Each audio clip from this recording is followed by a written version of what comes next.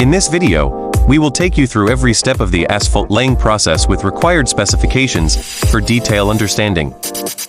Loose particles and dust are removed by mechanical broomer to ensure proper bonding with the asphalt layer. A clean surface is essential for strong adhesion. Asphalt is produced in a hot mix plant where aggregates and bitumen are heated and mixed at controlled temperatures between 140 degrees Celsius to 175 degrees Celsius. The hot mix asphalt is transported to the site in covered trucks to maintain temperature and prevent heat loss. Temperature should be between 135 degrees Celsius to 160 degrees Celsius.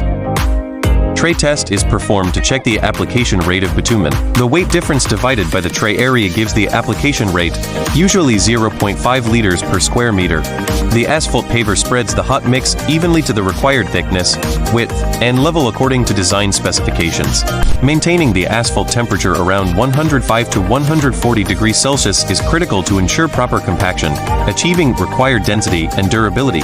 Compaction is done immediately while the asphalt is still hot. Rollers remove air voids and achieve the required density for durability. Final quality checks include level measurements, thickness verification, and density testing to ensure the road meets standards. After cooling and final inspection, the road is ready for traffic, providing a smooth, durable riding surface.